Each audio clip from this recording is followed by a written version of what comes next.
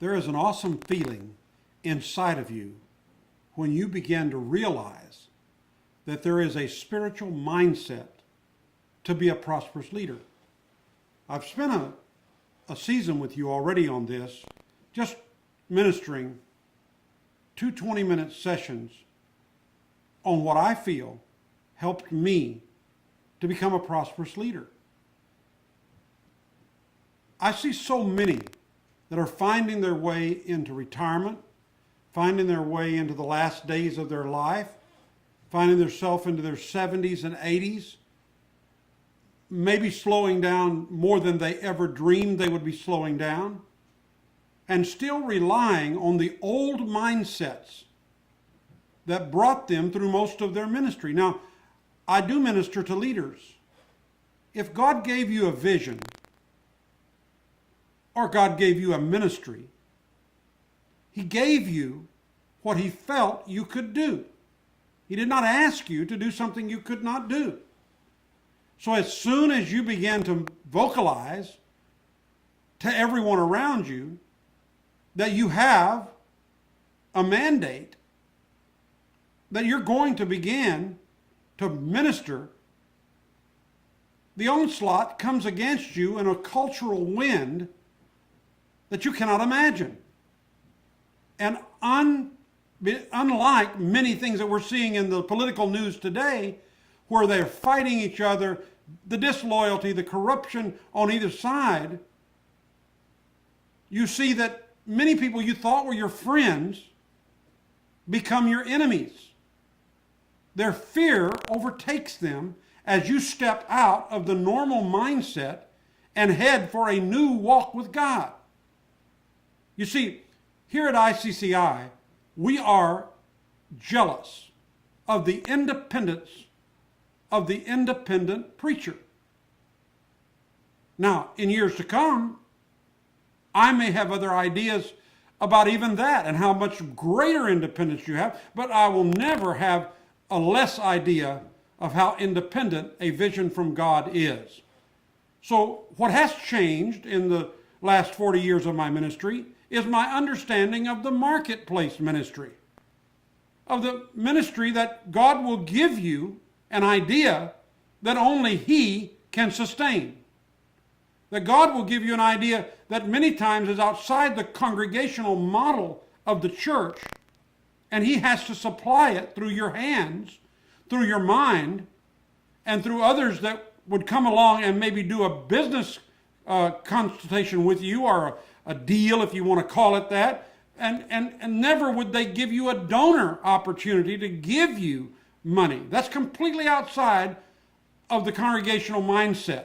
But I do promise you this one thing, that if He called you and gave you a mindset or a vision or a dream beyond your ability, He did it knowing that He could fulfill all of that. So what comes against you?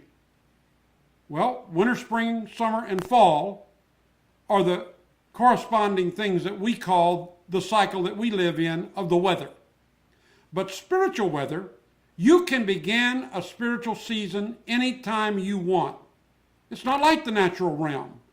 The spiritual realm is for the most part decided by who you are, what you believe, and it's not unusual to have a winter, spring, summer, and fall occurring, running concurrently, and being overshadowed by predominant current factors that will stymie your progress, and having that spiritual mindset that breaks through the clouds, overshadowing you and opening a brand new season of prosperity.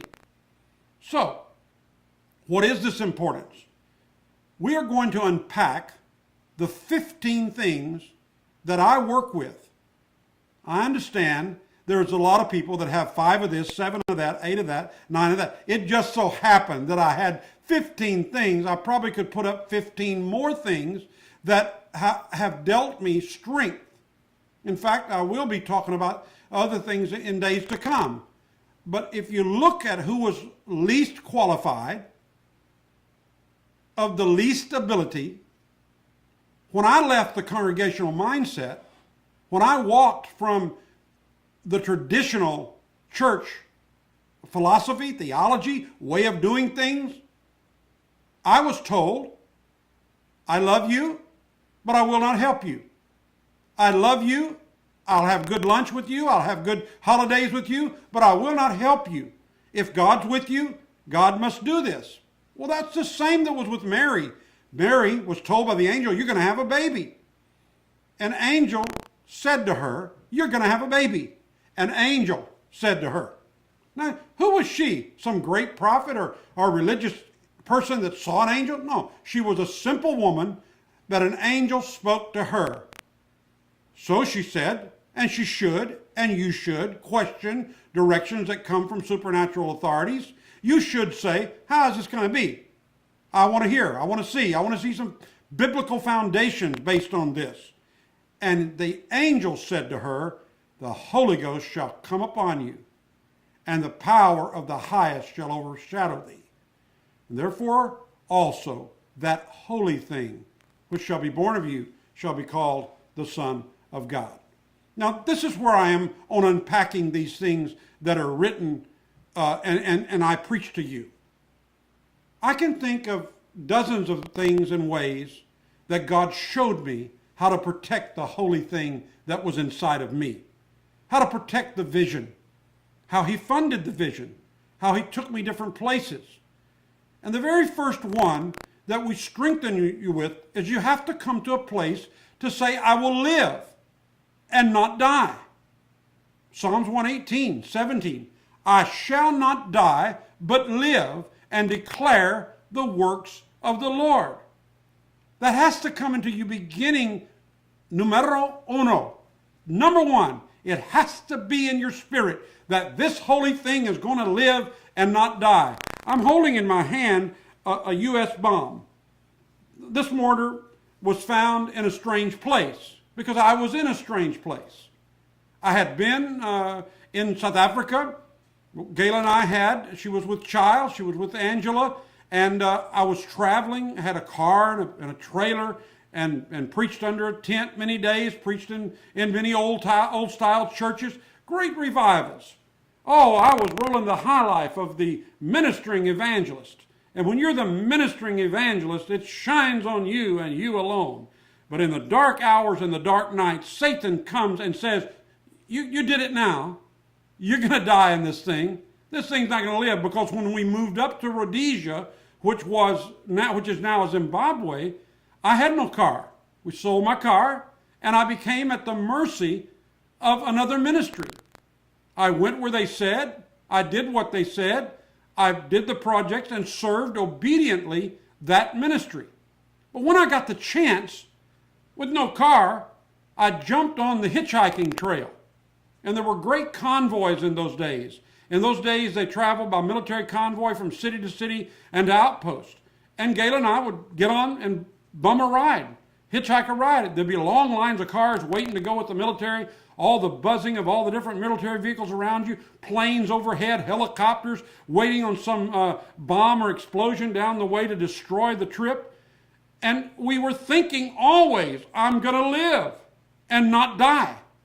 I'm going to declare the works of God. And yes, 35 years later, I'm sitting here declaring the works of the Lord in front of you. And one day, way back in the bush, in a place that I probably, by all records of anybody else, would have been told, do not go there. I was the only American. And as I came through the bush, I found this item. I believe the Lord let it be exposed to me. This was a sign that there was some American presence in the area, that I did have some protection. And I picked it up, and I've carried it with me. I brought it home with me. I look at it, and many days, I told you I live in a museum of my own making, and you can too. You can begin to collect things that God has done for you, and pictures and places that you've been, that God has done things. And when you are feeling like you're going to die, you walk by, you pick up one of these things, and you remember, I preached myself a whole sermon just on where I found this and what I was doing and what I was trying to do to sustain the work of the Lord, the holy thing that was inside of me. Yes, there are some pregnancies in God that take 35, 40 years to birth. I know that sounds strange because we want to go 3 months and then the harvest. We want to go 9 months and then the baby. But sometimes it takes a long time to those things that God has buried in your heart until you are able to declare the works of the Lord. But as I walk through my self-made museum, you have one too. You just haven't designated it or dedicated it to such. But I walk through, there are dozens of things that I could pick up and let it preach me a sermon that says I will live and not die and declare the works of the Lord. Oh, well, we saved that for sickness. Oh, been through that too. 3 times my wife was told, you're having cancer. You're gonna be strengthened only by chemotherapy or only by this drug or only by that. And we said, I shall not live but die, but live and declare the works of the Lord. And she's here, cancer-free today. I'm planning on living another 35, 40 years. I know there are winds of adversity that will come to me. But I can tell you this. God has put in my life, like he has put in your life, testimonies. These are sermons of test that you have been through. And Satan wants you to forget the trophies and just waller in the dying. Don't waller in the dying today. Waller in the living. The victory of the Lord comes strong. Number 1, of protecting the holy thing and changing the season that is upon you right now. Change it by declaring, I will live and not die. God bless you. Don't forget this bomb. See you next time.